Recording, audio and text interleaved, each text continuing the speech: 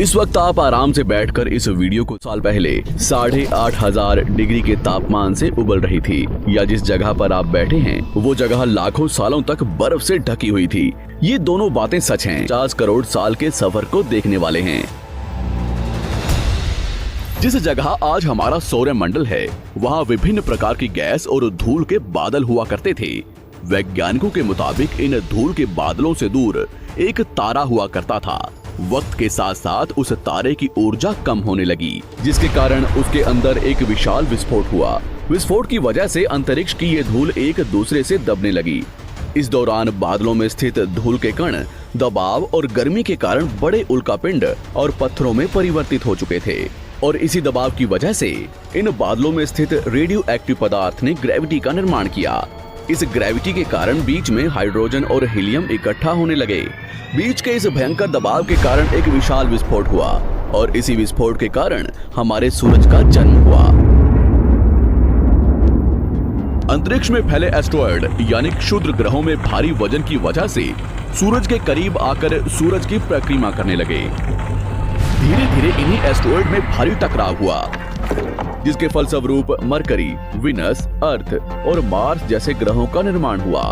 वैज्ञानिकों के मुताबिक उस वक्त पृथ्वी और मार्स यानी मंगल ग्रह के बीच थिया नामक ग्रह सूरज की परिक्रमा किया करता था।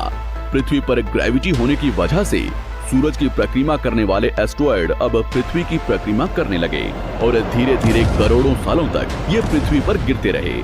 और ऐसी घटना हमारे पड़ोसी ग्रह थिया पर भी हो रही थी, जिसके कारण थिया पृथ्वी के और करीब आने लगा और आकर पृथ्वी से टकराया। इस भयंकर टकराव की वजह से पृथ्वी के हिस्से कणों के रूप में अंतरिक्ष में फैल गए और एक रिंग्स की तरह पृथ्वी की परिक्रमा करने लगे।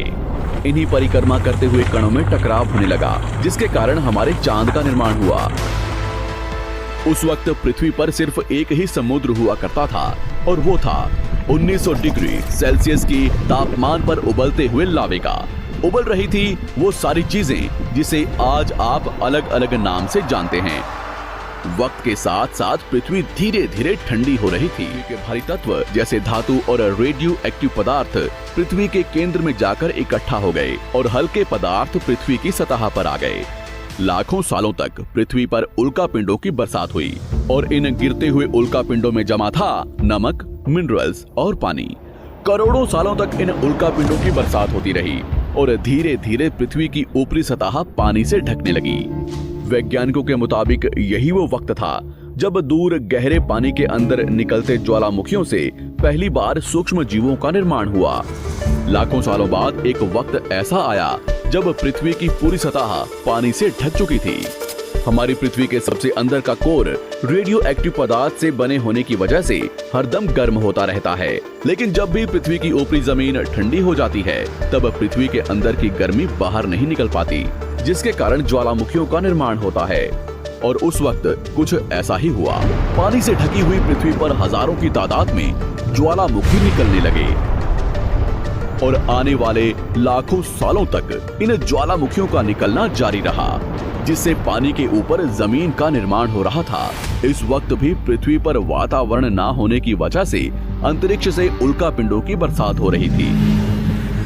आज से लगभग 300 करोड़ साल पहले पृथ्वी पर ऐसा वक्त आया जब पृथ्वी का वातावरण लगभग स्थिर होने लगा था।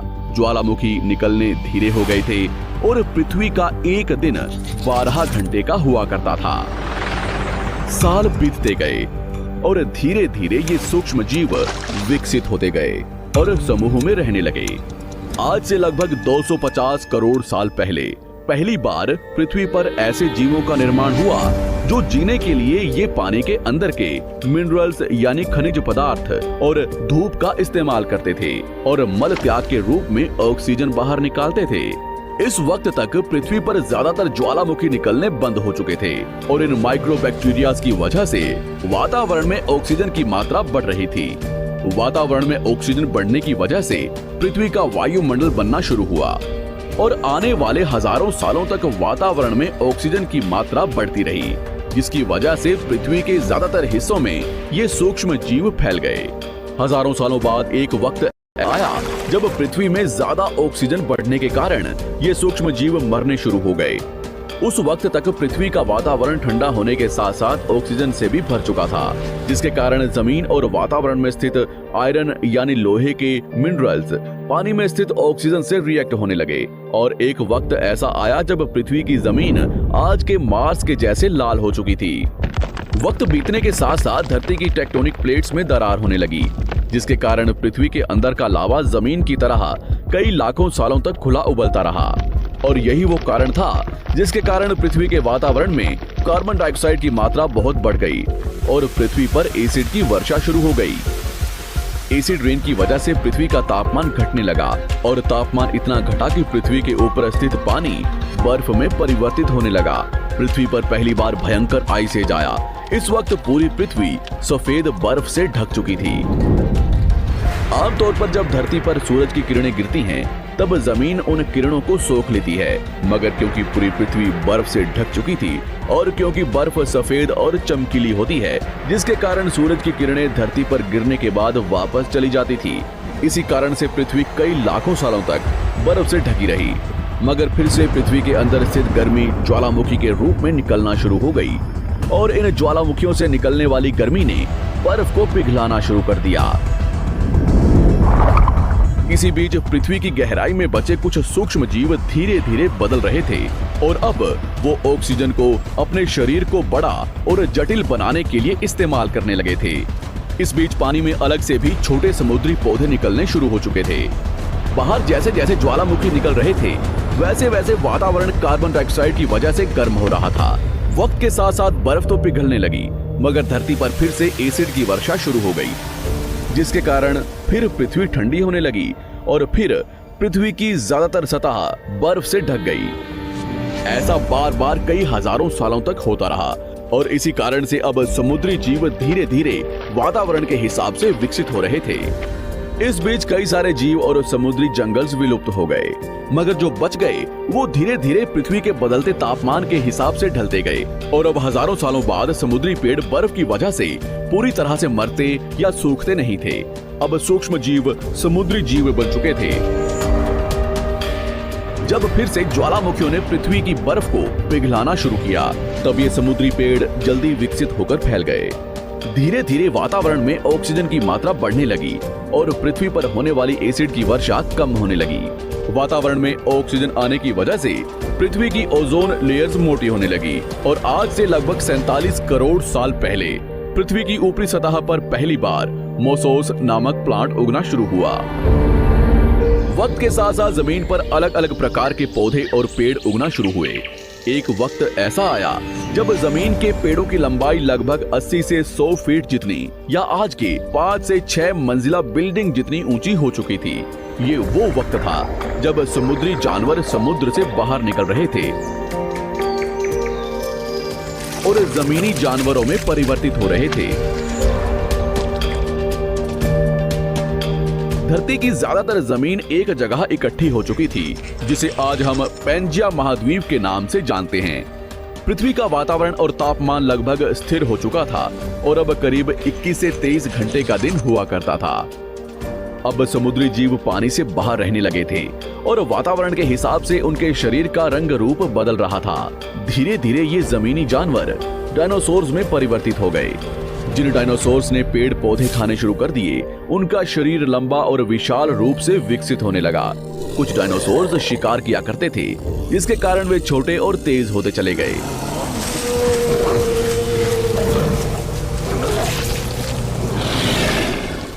पृथ्वी की ऊपरी जमीन एक जगह इकट्ठी होने के कारण ज्यादातर जमीन रेगिस्तान और बंजर हो चुकी थी। ज्यादातर जंगल समुद्र के करीब हुआ करते थे, जिसमें डायनासोर्स रहा करते थे। आज से लगभग 20 करोड़ साल पहले पैंजिया महाद्वीप टूटना शुरू हो गया। पैंजिया के विभाजित होने की वजह से पृथ्वी की ज्यादातर ऊपरी जमीन पानी के संपर्क में आने लगी, जिसके फलस्वरूप पृथ्वी पर हरियाली बढ़ती गई, जिस वजह से डायनासोर्स और ज्यादा विभिन्न और विशाल होते चले गए। डायनासोर्स ने आने वाले लगभग 20 से 30 करोड़ सालों तक पृथ्वी पर राज किया। उस वक्त डायनासोर्स समुद्र से लेकर जमीन और आसमान तक पूरी पृथ्वी पर राज किया करते थे। इस दौरान अफ्रीका से टूटा भारत सीधे आकर आज के तिब्बत से टकराया और इस टकराव की वजह से हिमालय का निर्माण हुआ। आज से लगभग 6.5 करोड़ साल पहले पृथ्वी की तरफ आज के माउंट एवरेस्ट से भी बड़ा लगभग 4.5 लाख करोड़ किलो जितना वजनिया उल्कापिंड लगभग 80,000 किलोमीटर प्रति घंटे की स्पीड से पृथ्वी की तरफ आ रहा था। पृथ्वी की सतह को छूते ही उसमें भयंकर आग लगी और वो जलते हुए सीधा पृथ्वी से टकराया। इस टकराव से निकलने वाली ऊर्जा आज के 10 करोड़ परमाणु बम एक साथ फटने के बराबर थी। जहां ये उल्कापिंड गिरा, वहां के जानवर और पेड़ तुरंत भाप बनकर जल गए। गिरते ही पृथ्वी पर पूरी तरह धूल फैलने लगी। समुद्र में भयंकर बाढ़ आने लगी। भूकंप और आग ने पृथ्वी को जलाना शुरू कर दिया। कुछ ही घंटों में पूरी पृथ्वी के वातावरण में हानिकारक गैस और धूल की वजह से पृथ्वी नर्क हो चुकी थी। डायनासोर्स, घुटन, आग और भूखमरी से पूरी तरह विलुप्त हो गए। इस वक्त हमारे पूर्वज जमीन के अंदर रहा करते थे, जिसके कारण वो इस विशाल प्रलय से बच गए। पृथ्वी का वातावरण पूरी तरह से काला और अंधेरा हो चुका था, जिससे धूप भी जमीन तक नहीं पहुंच पा रही थी। पृथ्वी के पेड़ और ज्यादातर जानवर विलुप्त हो गए।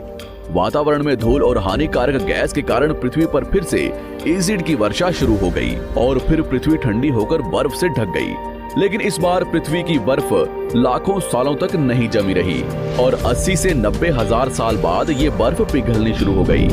जैसे ही धरती पर वातावरण फिर से पहले जैसा होने लगा, वैसे ही ये छोटे जीव जमीन से बाहर आना शुरू हो गए। उस वक्त पृथ्वी की बर्फ पिघलनी शुरू ही हुई थी, जिसके कारण अफ्रीका में घने ठंडे जंगल हुआ करते थे और इसी बीच ये जमीनी जीव बंदरों में परिवर्तित हुए। मगर जैसे जैसे पृथ्वी गर्म होने लगी, वैसे वैसे अफ्रीका के ये जंगल सूखने लगे। जंगल की चीजें खाने वाले बंदरों को खाने की कमी होने लगी। खाने की तलाश में इन बंदरों ने अपने पैरों पर चलना शुरू कर दिया, जिससे उन्हें दूसरे जानवरों के शिकार करने में मदद मिलती थी। धीरे धीरे बंदर एप्स यानी वानर में परिवर्तित हुए। खाने की तलाश में ये एप्स पृथ्वी के दूसरे हिस्सों में फैलने लगे और धीरे धीरे उनके शरीर का रंग रूप वहां के मौसम के हिसाब से बदलता गया। वक्त के साथ साथ हम आदिवासी बने। हमने हथियारों से लेकर आग का आविष्कार किया। हम धीरे धीरे इंसान के रूप में विकसित हुए। हमने धर्म से लेकर परिवार, भाषा और संस्कृति का निर्माण किया और वक्त के साथ साथ हम विकसित होते चले गए और आज हम इस पृथ्वी की सबसे विकसित प्रजाति बन चुके हैं।